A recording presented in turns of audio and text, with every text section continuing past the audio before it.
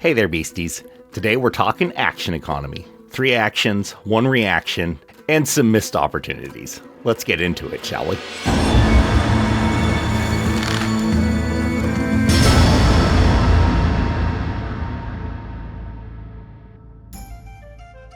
So today we are going to be going over the very famous 3-action economy system of Pathfinder 2e. And this part of the system has brought a lot of players over to this game. You get 3 actions, you get your 1 reaction, and it's very clean. Everything is an action. We don't have any of this action, bonus action, kind of an action that is definitely a little bit messy over on the Dungeons & Dragons side. But there's a few little problems here, and I want to talk about them. I feel like the 3-action system feels really good. You can move, you can attack, you can intimidate, you can do all of these different things. Draw your weapon. There is so many options, and everyone's very clear. I get to do 3 things, and what those 3 things are, totally up to me. I can go and open a door, I can draw a weapon, I can make an attack, I can cast spells. So yes, there are so many things that you can do. Now, I feel like we start to see some problems here with reactions. And reactions are fun, and our classic reactive strike. Paizo, hey, we're going to remove reactive strike from everything to create more movement so people can move around the board. And they did this. I see this all the time in games. People no longer feel landlocked because they're next to a powerful enemy that they're going to try to get away and not feel like, oh, I'm going to get murdered for this. However, the reaction is also a fantastic way to keep your player engaged when it's not their turn because they are waiting to use this reaction. That said, most classes don't get reactions. And if they do, they're buried in feats, and some of them get a large plethora of them, which is good because it gives you an option of your play style and you get to pick. But like all the martial classes, roughly 6th level, you get a reactive strike kind of reaction. It's usually not exactly reactive strike. Some cases it is, but there's often it blends into your class. But everyone takes that because it's too good not to. And in all honesty, this should be a class feature for these classes. Yes, the fighter should start with it. I love that, and I like delaying it for other classes. Well, most other classes. Some of them still actually get other forms of it, like the champion. But if they get that as a feat at 6th level or whatever level they get their version of it, it should just be a class feature. It really shouldn't be a feat because there are so many cool feats and fun things to do that it just doesn't feel good that you're like, oh, barbarian. There's a lot of really fun feats and you're like, okay, I'm going to take this feat at 6th level. Maybe it's not even reactive strike, but then at 8th level, you take reactive strike because you can't not have it. So I definitely think there is a little room for improvement there.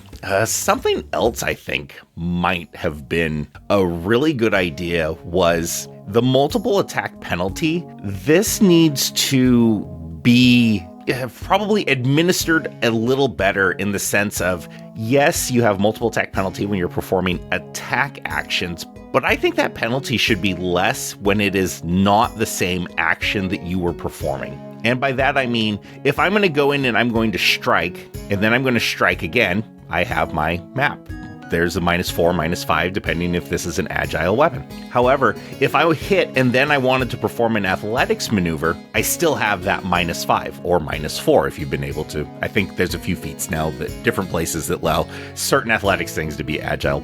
But if they would have mitigated that penalty to say -2 if you're performing a completely different action, that also would help with, many years ago, there was a very controversial video that came out from a Pathfinder from Taking 20 and Cody about the illusion of choice. This would have gone really far into helping to dispel that because you're now encouraging people to make different options. That I'm going to go in and I'm going to attack, and then I'm going to shove, or I'm going to trip, or I'm going to grapple, because the penalty is lessened and you would have had a higher chance of success, instead of just, oh, I'm going to go in and I'm going to attack, and Hail Mary, I'll try this because it's different and I'm probably going to fail anyways type of reaction. So I think there was a little bit of design option in there. I think another issue I have is spellcasters. Yes, there's 3 actions, but really for spellcasters, there's 2, because almost every single spell is a 2-action spell. Yes, there's a tiny amount of 1 actions, but not that you're using those every round or anything, and they're pretty situational. But that doesn't feel that good, in the sense of, that is, I feel like, where the biggest complaints about illusion of choice come in, where your spellcaster is, okay, I'm going to move and cast a spell, or I'm going to do one thing and cast a spell. In later iterations of, rule books and things like that, we started to see spells that were 2 or 3 action casting variants, and there's a tiny handful of 1 to 3 action options for spells. I think we need to see way more of this, so that way your spellcaster can truly decide, okay, I need to do these things, but I still want to cause a little damage to the enemy, or I still want to do a little of things to cause some effects. And all of you players out there that have access to guidance, what I'm talking about, that, yeah, I'm going to throw out a guidance. But of course, guidance only works 1 time per player per that fight. So it's not like you can do that all the time. So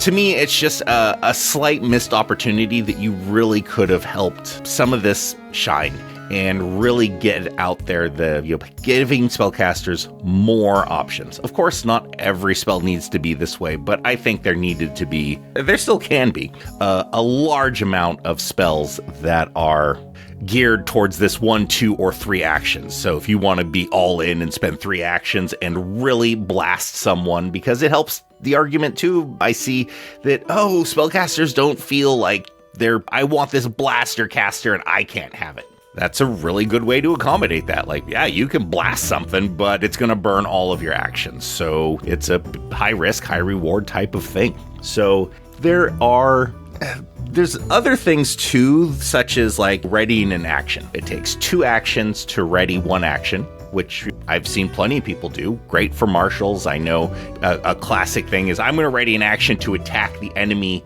as soon as he gets within my reach. That way, when they come up, you get to attack, and you still have your previous initiative type thing. You're damaging them, they're still then taking their turn, or I've seen ready actions that, like, when they end their turn adjacent to me, I'm going to push them back. Well, now you've burned another action and they haven't even gotten to attack. So there's fun things you can do with that. Not so much for spellcasters, because again, almost every spell is a 2-action spell, and it's not possible for them to ready it. Now, at our table at home, and I've known other people that have also done this, we have, if you want to spend 3 actions, you can ready a 2-action ability.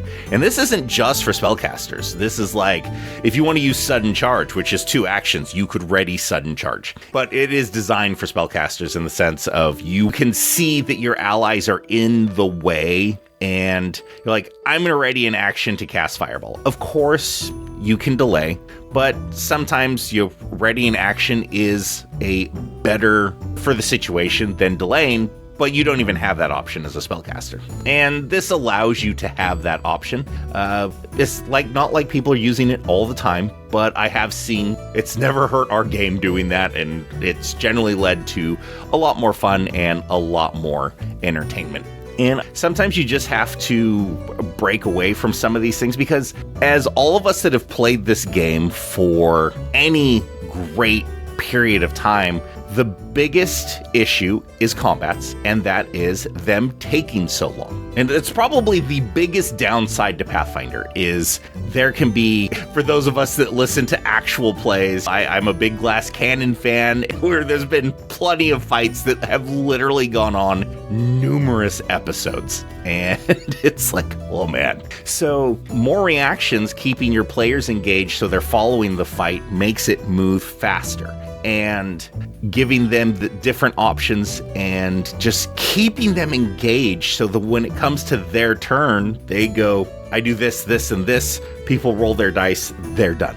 Your turn shouldn't really be taking more than a minute, on average. Yes, occasionally you're going to get hit by something totally, you're blindsided or something horrible that the enemy does, bad luck, you're like, oh God, I have to fix this, or, oh, we're all going to die, how can I save the situation? But to GMs out there, I would encourage you, the round is only 6 seconds. Giving the players infinite amount of time, that's actually kind of cheating in a way. Their life is full of split-second decisions that have to be made. So don't feel bad about putting a little pressure on your players to say like, hey guys, 6 seconds, you don't have to do 6 seconds, you can, but putting some kind of limit on it. Like, hey, your turn, if it's not over in a minute, you're delaying. Or if you haven't decided what you're going to do in 15 seconds or 20 seconds, you're delaying and we are moving and you can jump in whenever you are ready. And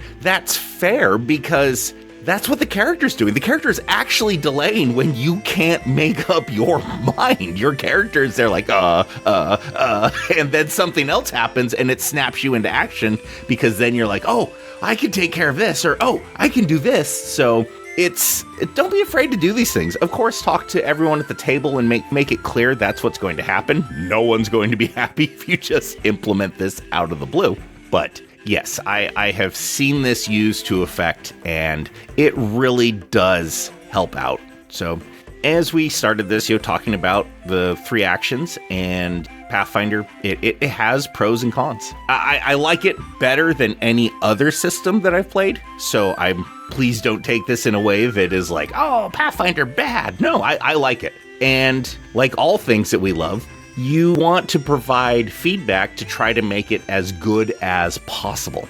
And these are just some of my thoughts over playing this game and many, many others over the years. So I just wanted to leave you guys with that. And what do you guys think? How do you guys run at your games? Have you guys seen this? Have you seen any areas where, oh, this took forever, or we had a player that took a 5-minute turn and half the group got up if it was in person or even not, and like, I'm going to go get a snack. I'm going to go to the bathroom. So what are your guys' thoughts on feelings? Hey, and if you like what we're doing, please subscribe. It helps the channel so much. Ring that bell so you get notifications to our new videos. But yeah, we're growing, and we would love for your support if you're enjoying what we're doing. And it lets us know that, hey, people like this, so we can keep doing it. So anyways, that's all I have for you guys today. Game well, my friends.